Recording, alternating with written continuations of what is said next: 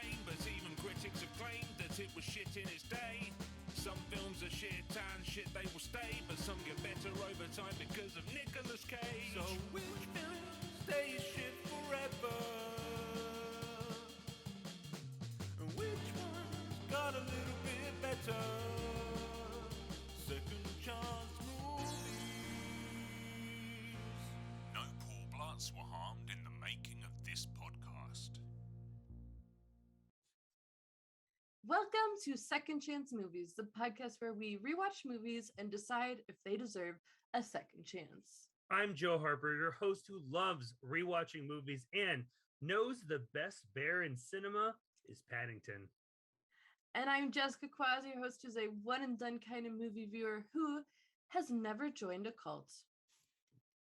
That we know of. That we know of. The iconic line You wouldn't is, be allowed to talk about it. or I might not even realize I am in a cult. That seems to be like the vibe is usually you're like, oh shit, I'm in a cult. And you're already deep into it. It's too late. Oh no. Well, I have started a cult over on my side of the screen with Groot and Grogu. Oh yeah, they're so ready for the little Wicker Man burning moment. We are. They got their robes on, all white. Look at you guys. Well, we are giving a second chance to 2006's iconic Nicolas Cage vehicle, The Wicker Man. Ooh. We chose this movie to review because Nicolas Cage is about to Nicolas Cage us in the unbearable weight of massive talent, playing Nicolas Cage. Good for him. We wanted to watch something that was Nick Cage, of course, but like one of his like lower reviewed movies, because was it that bad? So, spoiler alert for everyone, we're going to be talking about Wicker Man from 2006. For those of you who do not remember the movie or have never seen the movie, let me read its synopsis. A sheriff investigating the disappearance of a young girl from a small island discovers there's a larger mystery to solve among the island's secretive neo-pagan community. Yeah, this movie is kind of hard to describe. It's a very big movie. A lot's happening here. So I think the first part is right, like trying to find this little girl on an island, and something is not right. That's it. That's as simple as it gets. There we go. Nick Cage is here. Like that's all. I think any movie that has Nick Cage should just say Nick Cage is here. I'm in. We're in it. You're in. You're either in the Nick Cage van or you're not. Like, get in or get out. Yeah, get in, hop on or hop off. Also, stick around for like later on in the episode after we talk about Wicker Man, because I want to talk about the man himself, Nick Cage, because that's kind of why we're here. Let's get into Nick Cage, man. I love him. I do. In every way I do. So, Joe. Yes. Was this your second chance with the Wicker Man? Nope. Wow. This was my first chance with Wicker Man. Oh boy. Oh, I'm so excited to hear your take. I'm one of those viewers that doesn't really care for like horror. I know this wasn't meant for me, and that's fine. Okay, fair. But, it was fun watching it with critic eyes. What is it, like 20 years, almost 20 years later? Oh my God. I'm really excited to hear about your perspective with some fresh eyes on this film, because I saw this movie in theaters. Oh no. So I was in high school and I was into horror. I at the time would go to the movie theater all the time, weekends with my friends. And I don't know, like there was just something about the trailer that seemed like really mysterious and cool and like, ooh, what's this going on? Was it scary? It was they definitely saved some of like the creepiest shots for the trailer. So we went like thinking it was going to be like a really interesting horror mystery, like what is happening? And we just had like the best time laughing at this movie, like truly right away. Everyone in the theater was like, oh, this is what it is. And it was one of those experiences where like everyone just in the theater was having a really good laugh at it. And then that carried on throughout high school. My friends and I were obsessed with it. We would quote it. We would whip it out like when we're just like all like hanging out. We just throw on Wicker Man and laugh at it. So I watched it multiple Wow. times. Yeah. My friends and I were super into it. Is this one of the first movies you've watched multiple times that I've never I watched? think so. Oh my God.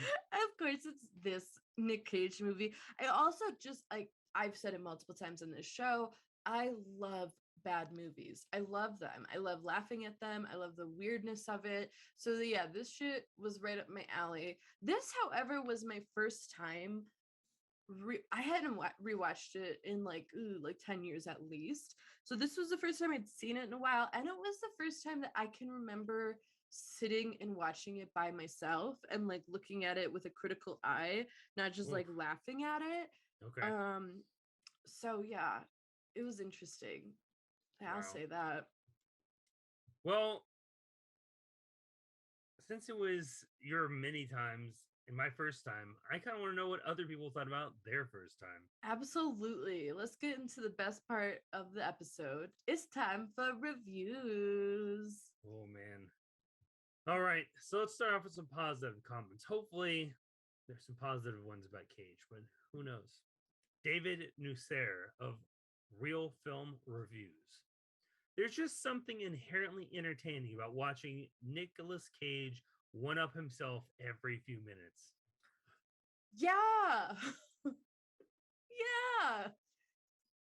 I mean, that guy's just like truly is giving it his all, delivering such ridiculous lines with such strong emotion. I mean, he's really topping himself every moment. Y. Thompson of LYT Rules. It's his initials. Oh, I love that one. Good That's for a him. funny name for a website. Features an over-the-top leading man utilizing every single tick in his arsenal that has ever been impersonated by a comedian, and doing so seemingly with gleeful abandon and blissful unawareness.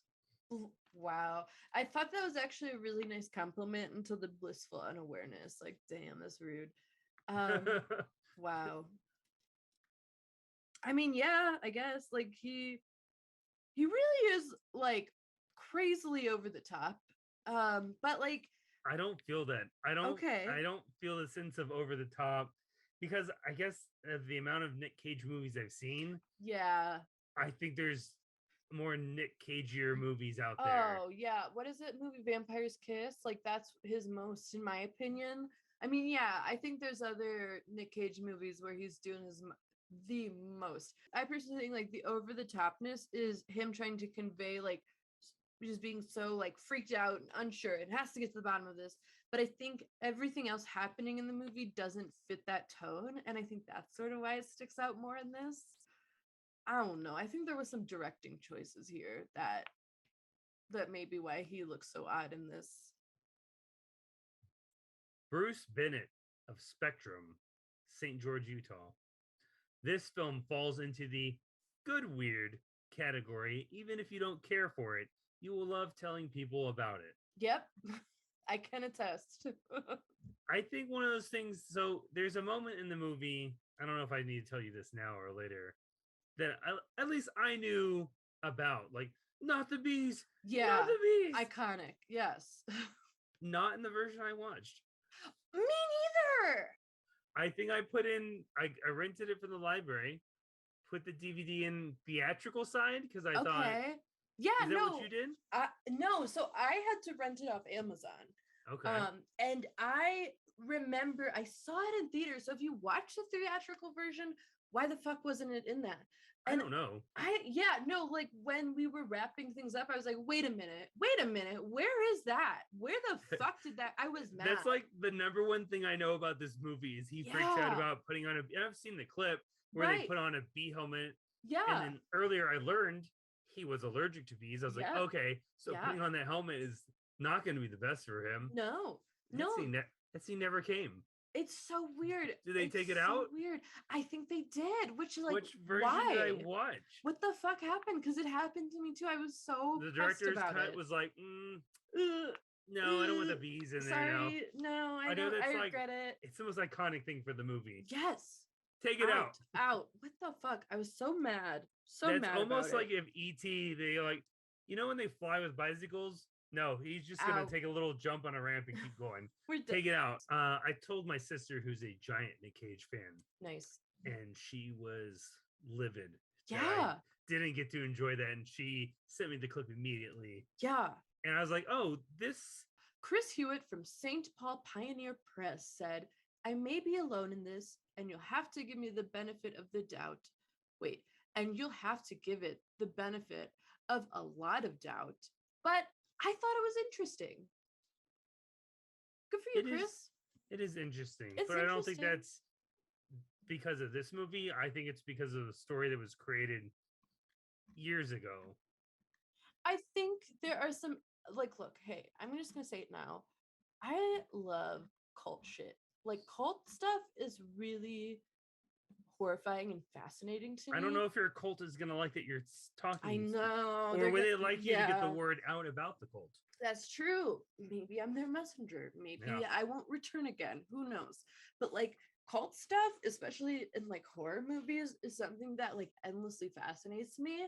So I like some of these things, I'm like, you know what? This could be really good. Like this could have been really cool if it was handled right. There are some interesting things at play here. Handled like Midsommar. I got some thoughts. Okay, we'll talk about that. I have an idea. I have a really good idea.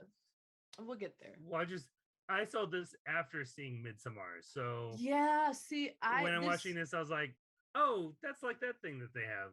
It's like, okay, I hadn't watched this since I'd watched Midsommar, and watching it now, it really is like a PG-13 Midsommar shot like a Lifetime movie.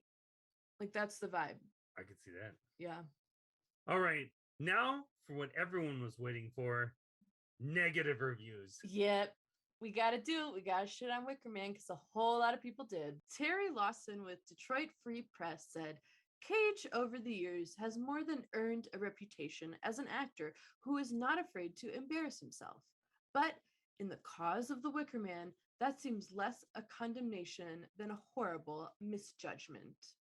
I mean, that's all over the place. I think it's good when an actor just goes for it. Yeah. Is able to risk embarrassment. Like, this is what we're doing. We're playing make-believe. Yeah. No, I totally agree with that. I don't think there's anything wrong with an actor who's not afraid to embarrass himself. And I think, yeah, Nick Cage has definitely earned that reputation, and that's why we love him. Yeah. Jack Matthews, New York Daily News. The 73 film is brilliantly constructed and ends with a punctual mark that was so shocking in its day. LaBoot's movie attempts to shock as well and does, given the names involved in the casting of Cage, it is shockingly bad.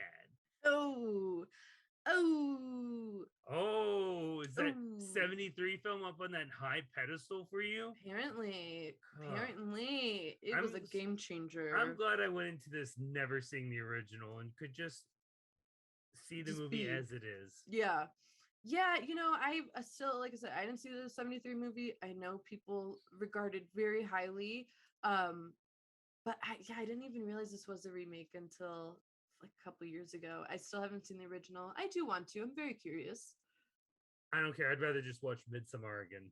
There you go. Matt Stevens from E! Online said, something wicker this way comes, and you'd be advised to stay away. So stupid. It's so stupid. But he was really trying for a pun. He really was.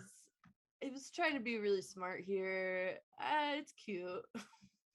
I'll give it to him. He gave me cute a chuckle. attempt. Yeah.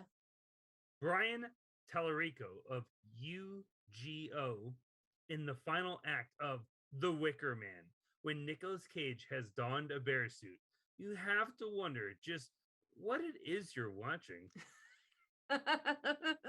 Yeah, I will say like that is definitely the pinnacle of like what the fuck is this? Especially when he's like running around in it too. That's when it's definitely the most ridiculous.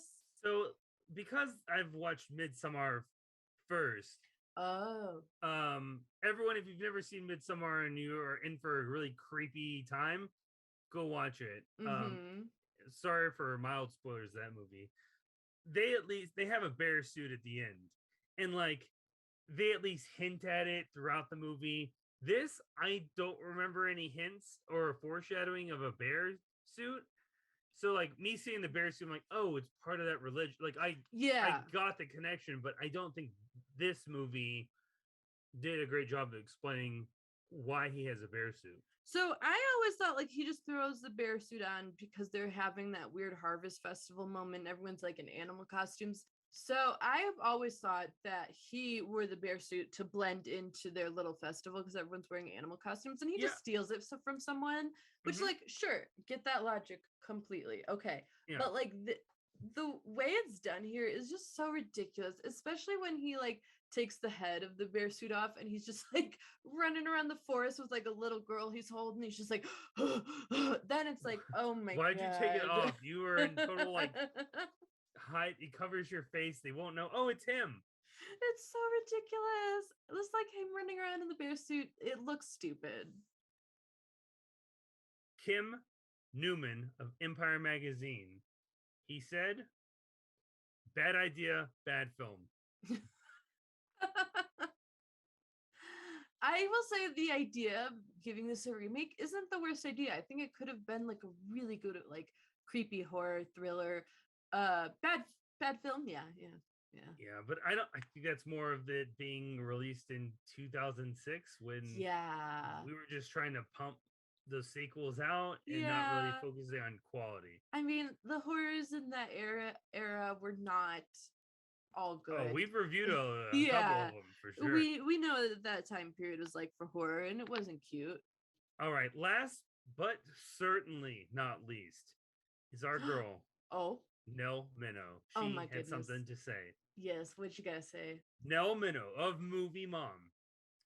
The gimmicky horror flick conventions ultimately dragged the film to a screeching halt.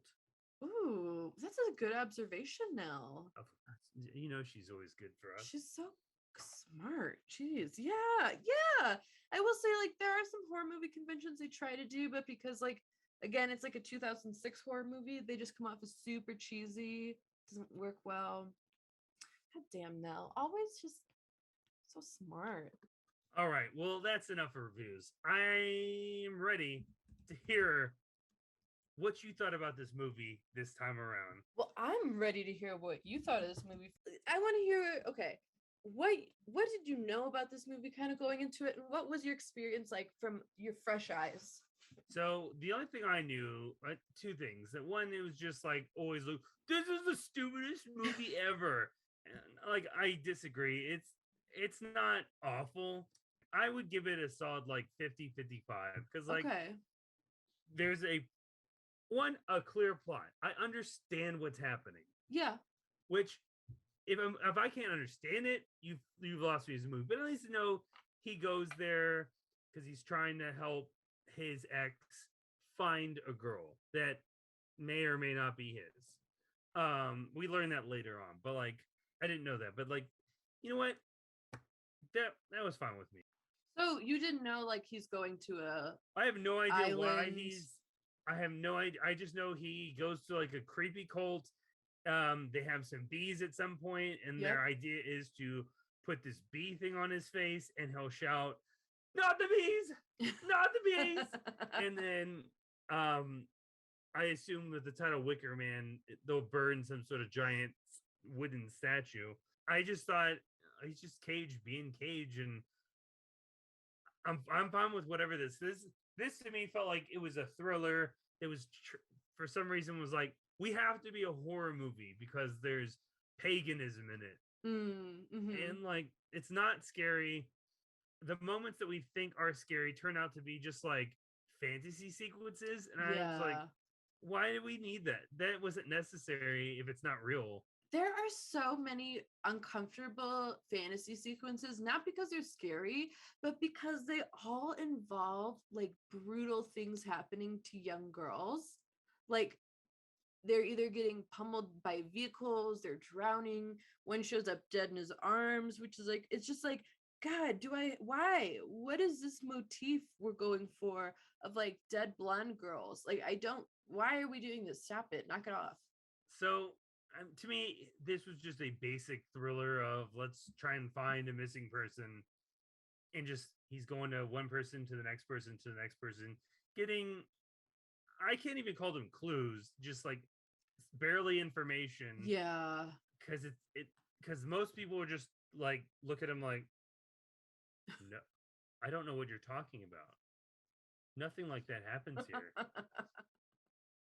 I've never heard of that girl's name.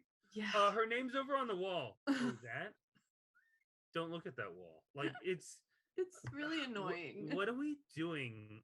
Can we make a decision, please? Because like Cage is the only character that we like can connect with because he's the only normal human in the movie. It was tough. On that note, that's like the first thing I want to talk about because it's very overall like. So like you said, the plot is very understandable, but like once he gets to the island, it all kind of falls apart. So like what the island is trying to do here is basically they want him there to be a human sacrifice in the end. Okay? Yeah. Cool. Got that. But like while he's on the island, also one thing that blew my mind this time around is this movie is so long and it takes place within like 2.5 days. Holy shit. Didn't realize that until this time around. Like, wow, this is a short period of time. Why is this 2 hours long? But okay, why does the island of the cult ladies not all just stick to one page? Like, we have the mom, his ex-fiance, pretending like her daughter has gone missing, and then everyone else on the island is pretending that this girl either never existed or she did exist and she died tragically in a fire, and the mom has just lost her mind. Let's all stick to one story. Let's all stick to one fucking story. Like, why don't we all pretend like she's real and she's missing, and that like distracts him? Because like this is a lot of work. If the entire cult knows we're luring guys in here on a yearly basis or a 4-year basis, however it is, just to sacrifice them, we should all be on the same page. Yeah. Or like try and play it cool. The first change that I would make to this movie is have the island and the cult seem like almost like a utopia, like very nice, very welcoming, like, oh my goodness, thank you, big strong man, for coming out here to try to find this missing girl. We cannot find her. And like have it all. We have looked everywhere. We have looked everywhere. We do not know. We need a man. Because like it's so weird that like they're doing all of this to trap a guy on the island to sacrifice when he's like already there. Like he's already there. We don't need to play mind games with him if the ultimate goal is to sacrifice him. Like just distract him for a little bit while y'all prep and like have him look for a little girl. And like it's also very confusing for the viewer because like we can't even understand what to follow or like what the story of these characters are. So like we can't get into it because we don't even really know what the fuck is happening. And so like because of all this weird behavior, the end reveal is not like exciting because we've spent so much time being like, wait, what the fuck is even happening? What is happening? Yeah, we should have had that false sense of security. Maybe we even get the hint of like behind closed doors, we see the women like, we got him where we want him. Some weird and like stuff. You know, they've got a plan. Yeah. Maybe like it's all well and fine and beautiful and cool. And there's just some things that seem like a little like, and it can just be explained like, oh, well, this is a different way of life, you know, whatever. But like, it's just all so weird that like we can't even follow what's happening. And it's just all too much. Like have the cult be on one page, have them be distracted looking for this missing girl, and then boom, like everyone's in on it. Oh shit. Because it's so bizarre too. Like the mother of the missing girl seems like super elusive about her daughter missing, which is so annoying. Like she's just like not mysterious. She's just kind of like, My daughter's missing. I can't tell you though. Well, Okay, I can't help that's your you. kid. Yeah, go find her. I think it's really weird that he's a cop. Can I just also say he's like a really bad cop? Like he's not a good detective. He's really Which is bad at why his I job. don't think his character needs to be a cop, because the only time it matters that he's a police officer is the beginning before the island, when he's just writing tickets for everyone and Yeah. helping a girl that drops her doll out of the car, which turns out she was a twat. So Yeah, and then oh my god, she's in the cult. Did you pick up on that? Because I never picked up on that until this time around. the little girl, The little girl and her mom and the female cop from the beginning, we see a shot of them when the whole cult is taking off their like costumes. They're there. Anyway, he doesn't need to be a cop because he's not good at being a cop, because it's constantly, hey, I'm a cop and you're gonna tell me you're not a cop in this state, you're not a cop on this island, do you have a warrant? Like, you're just, yeah, you're a cop. It's like me like running up like, hey, I'm a cashier, give me some change. Like, that's not how any of it works. No. And they even say that. They're like, yeah, you're a cop in California, but we're in Washington. So, like, shut the fuck up. So, yeah, he does not need to be a cop. He also falls for so many red herrings very easily. So, he's just a very bad, frustrating cop. But he's also not a detective. He's like a highway patrolman that gives tickets. So, why is he doing like investigation? It's super weird. And like the whole getting into the island is initially like, hey, my ex-fiance has a daughter who she can't find. Okay, well, to have her call the police. Yeah, that sucks for her. Yeah. I'm gonna keep doing my thing. Yeah. X, bye. I don't think it needs to be a romantic relationship that brings him to an island. Maybe it's like, I don't even know why. I don't need to. Well, they do say something at the end, which is like they could have rewritten this, but whatever, where the harvest has to be an outsider who is still connected by blood. So that's why they are luring men in and getting themselves impregnated by them so that they can sacrifice. So it's like part of the lore. But again, it works even better, and they do it at the end where they get Jason Ritter and James Franco. Yeah. Just keep picking them up at bars. Like, I think that's the way to reel people in. Yeah. Oh, Aaron Eckhart was an extra. What? He's in it. Who? As one of like the Weird Island guys? Right at the beginning of the movie, he's like sitting at a diner or bar where Cage walks in. I was like, whoa, Eckhart's in this? And then he leaves the diner and he is not in it ever again because he is just an extra in this movie. That's really funny. So I was doing some research on Neil LaBute, our director, because I have no idea who he is. I wasn't familiar with him at all. And I've seen this movie so many times. And Aaron Eckhart starred in his first movie ever made. And this movie sounds horrifying. It's called In the Company of Men. Oh, no. Let me read you the synopsis because I found this, I hated it. Two business executives, one an avowed misogynist, the other recently emotionally wounded by his love interest, set out to exact revenge on the female gender by seeking out the most innocent, uncorrupted girl they can find and ruining her life. Oh no. What the fuck what in the world? Get what? And yeah, Aaron Eckhart is the star as Chad. Oh no. Chad.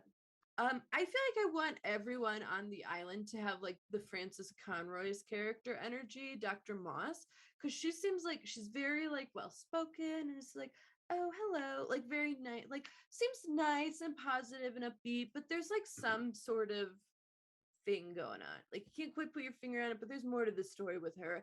And that's like a way more interesting vibe than what everyone else is doing, which is just like outright aggressively creepy.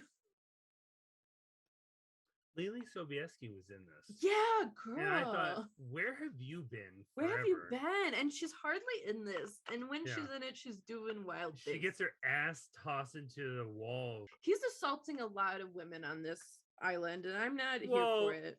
Is he? But I will say he assaults Sister Beach. Just punches her square in the face. Punches her in the face. But like, someone's like Sobieski like jumps on his back and stuff. Sure. He can he can fight her off, but like, Sure. nah, he just sucker But punches he the just other one. he just walked up and decked her square in the face. I will say a positive thing about this movie. Sure. When we're introduced to the beehives, or just like they have a lot of bees on the island, I really like the shot of the bird's eye view shot of all like they're not pentagrams, but like the hexagons, Oh like, yeah. almost like the honeycomb. Yeah. All the grass is cut in honeycomb shaped.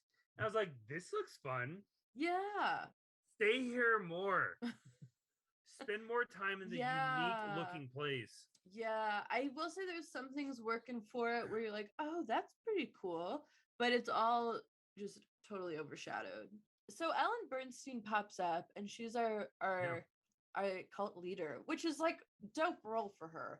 And Yeah. I think she's doing the damn thing. But like watching her, I'm like, holy shit, she's just like in a different movie entirely. And that seems like a better movie. And I want to be in her movie. Like where she's at, that's where we should be. She also shows up way too late to the party. Like Really? it's like 30 to 20 minutes left of the movie, and they're like, here's our cult leader. Why isn't she like the first person Where like, has she been? Because she's like really got that like creepy, but like I just mean well kind of vibe. That's like really interesting. We totally misused her. Some of the ending twist of it could have been like a really sick reveal. The movie just didn't suck. And I blame the director and writer here. Like I really do. I think they didn't know what they were trying to go for. If this is a horror, if this is a thriller, if this is a mystery, if this is a murder mystery, like what the fuck is this? They didn't know. There's a lot of like, it just feels like lost in whatever this is. Okay, so before we end, I have an idea. yeah. Okay. And I think this is a really fucking good idea. And I want this to happen. I don't think it's going to happen, but here's what I want to happen. Sure.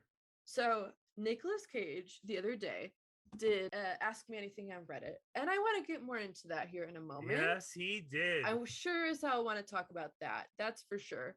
Yeah. But there was one response he gave that got me thinking. That got the wheels fucking turning in my noggin. Someone asked, who is a director you would like to work with?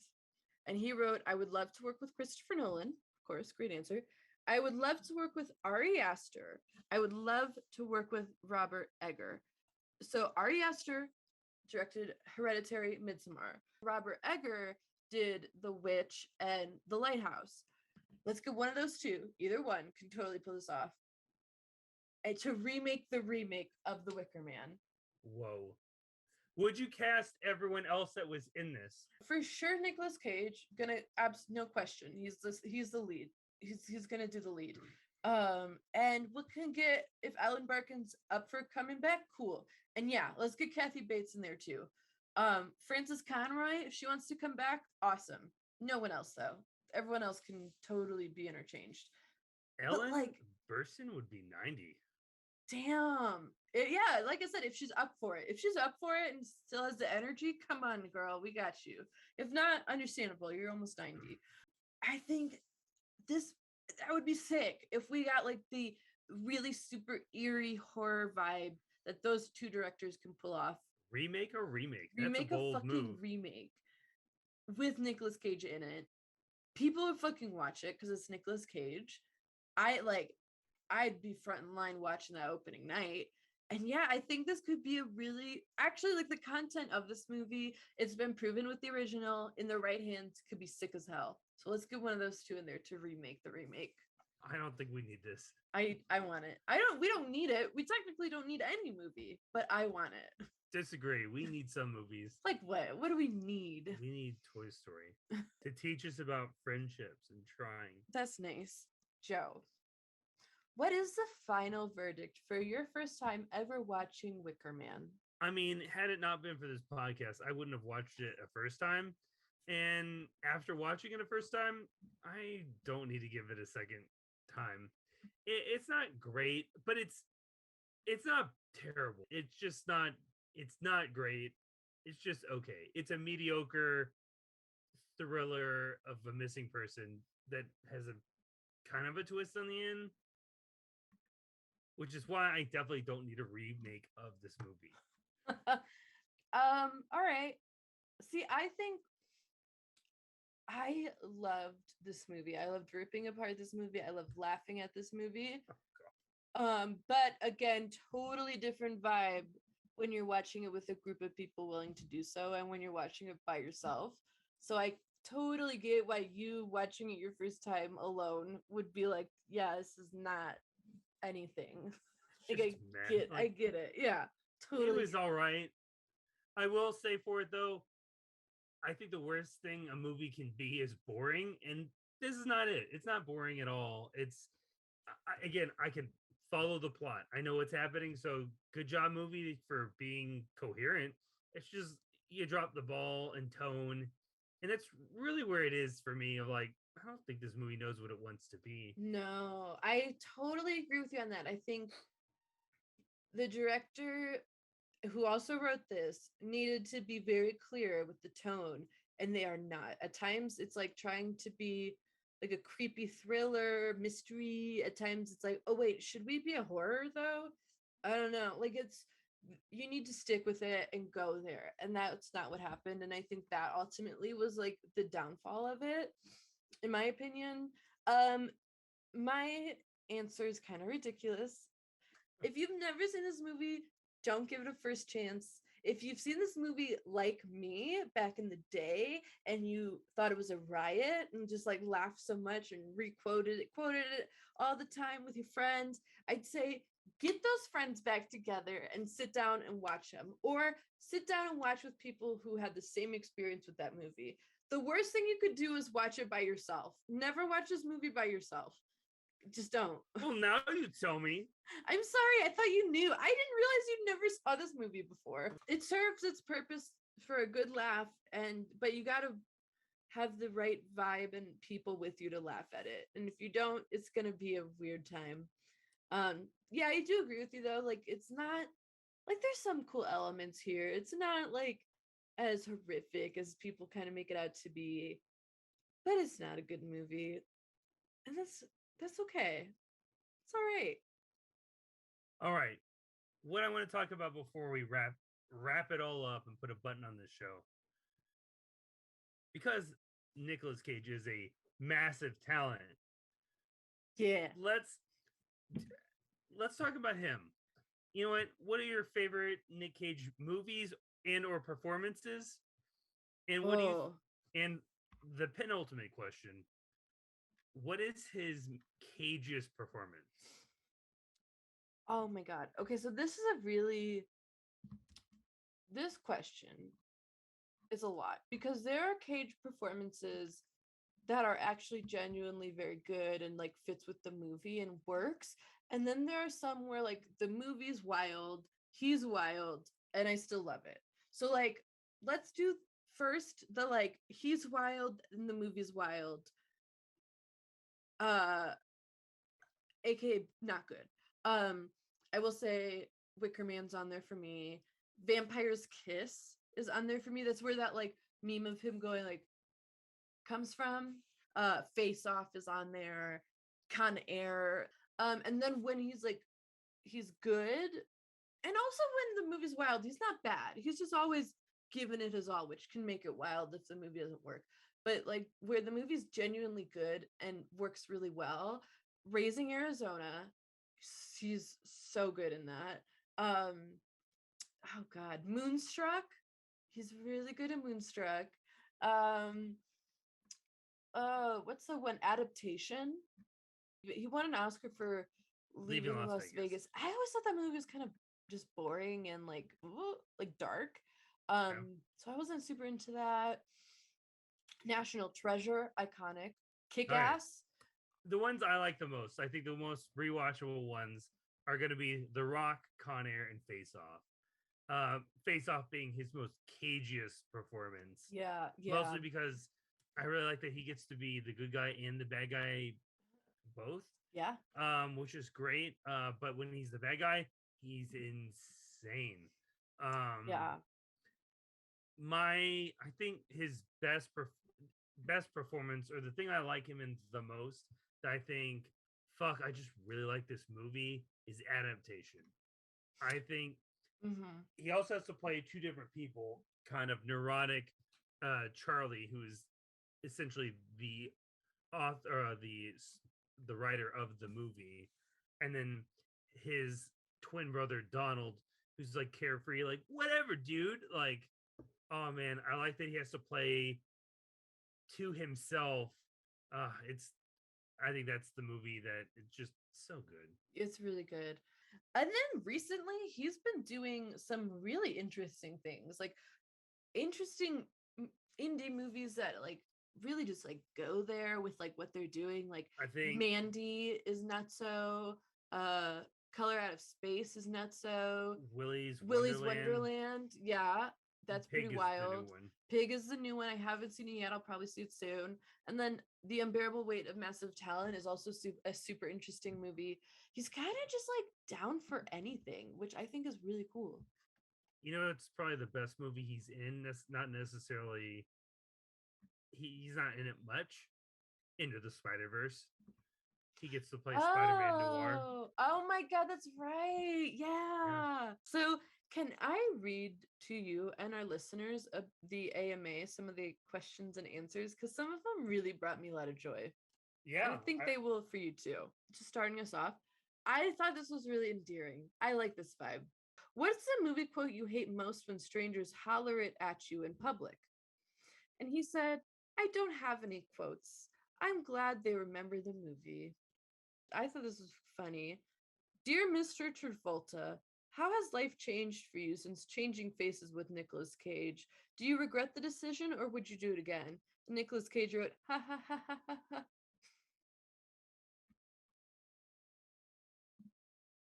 What genre of movies do you like best? Independently spirited dramas. And by independently spirited, I mean the types of stories and characters that studios are too chicken to touch. I love that.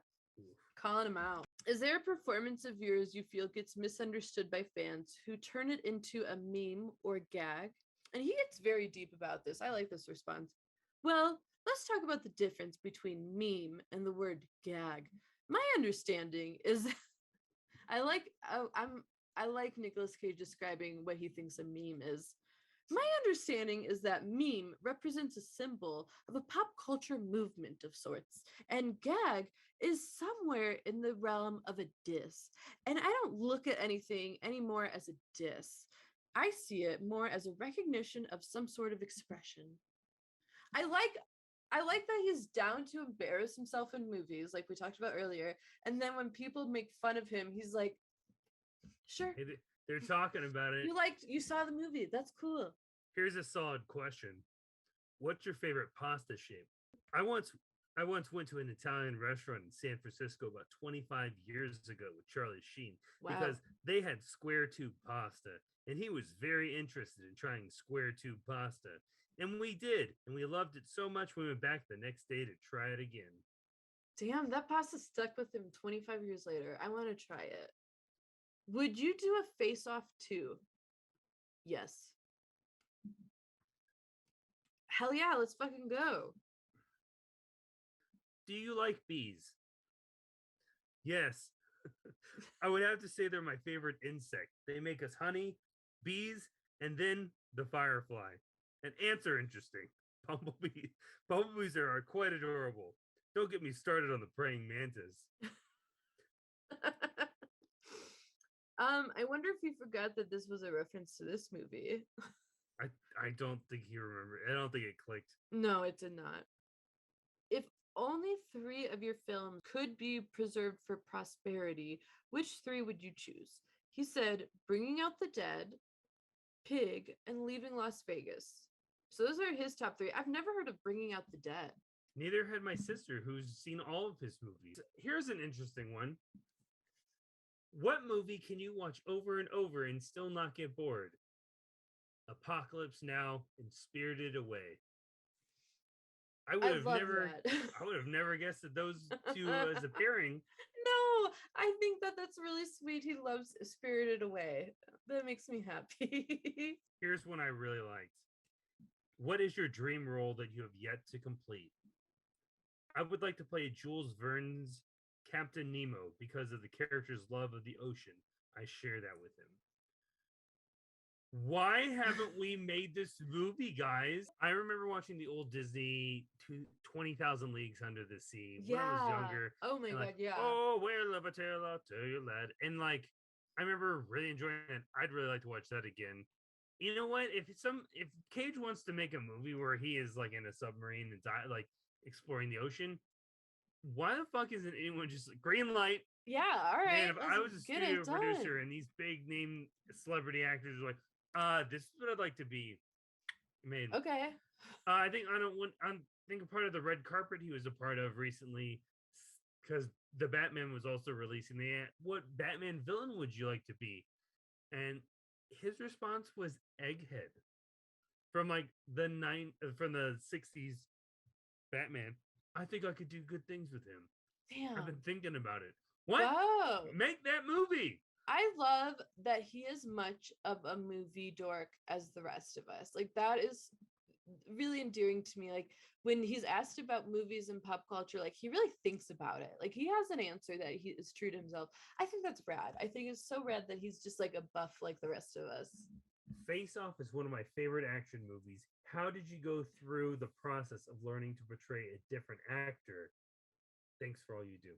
He responds, thank you. Face Off is my favorite action movie, largely because we had the maestro, John Woo, to direct. Ooh. The process was a matter of getting video of Travolta's dailies and trying to study it so I could copy his voice and movements. Travolta, conversely, did the same with my dailies. Hell yes. Hell yeah. He gives it his all. He studied Travolta. So yeah, Nick Cage, super fun actor to watch. He's so fun. I would be so down to do other movies of his for this show. So fun story time. Oh, I've seen The Legend in person. I don't know if have I told you the story? I feel like I had to. I don't know. I don't think so. Sister was visiting in town. Oh my god, she saw him too? And she has an actress friend who invited us out to the Magic Castle. While we're at the Magic Castle, I'm really good at spotting people in crowds. And I was like, Jackie, I need you to pay attention to me and not freak out. Can you promise me that? Yeah. What do you want? I might regret telling you this, but I would hate myself if I didn't. Turn around. Nick Cage is over there. She's trying to contain herself. Like, what do I say? I need to talk to him. Oh my god. First of all, calm down. You need to treat him just like he's a human being, because he's here with his family, and like, don't fucking bother him. But if she planned her time and moment to like go say hi when he was like walking to like some sort of table or so, when his family wasn't around. Again, listeners, don't harass those celebrities. Let them live their lives. No, yeah. But if like you get a moment and just like say a quick hi, I like you, bye. She pulls out her phone just to show him my phone case has you on it. The phone case was a pepperoni pizza, and on all the pepperonis were Nick Cage face. And he's like, I just wanted to show you this. I don't need a picture. I just wanted to show you. Oh, that's great. We go really great together. Nice meeting you. And just goes about his day. Oh my god. What a nice guy. I love that. Good spirit. Just like, you know what? It happened, you know. That's sweet. That's really sweet. I love that. And you know what? Because she didn't harass him for a picture, it's a great moment we have forever now. Yeah. That is way more special than just a photo. I like that. Have I ever told you what my sister's middle name is? Is it Nicholas or Cage's? It's Nicole. Okay. After Nicolas Cage. Oh, okay. So it's Nicole. It's Nicole. Whoa, where's the bombshell? I just thought you would put it together, Nicholas Nicole. I got that, but I didn't see why it was relevant. The fact that it is named after, she's named after Nicolas Cage. Why did Mama Dawn be like, you know what? She apparently really liked him at the time. What do you think? What were the movies then? You know what? That's When a was great Sister? question. What year was Sister born? 97. Yeah, 97. So Huh, she would have been in the womb like 96, again, 97. that was the hot year that he had the Rock Con Air face off, and your mom was just like, "Fuck yes." All right. Well, I think we did it. If y'all want to hear us review another Nick Cage movie, please let us know. I am so down to do it. I'll watch anything this man is in. Please let us know. Even G-Force? I would do it for him. Yeah. You don't know what G-Force is. It's the squirrels, right? Or the chipmunks? So close. Okay. Bye, everyone. Bye.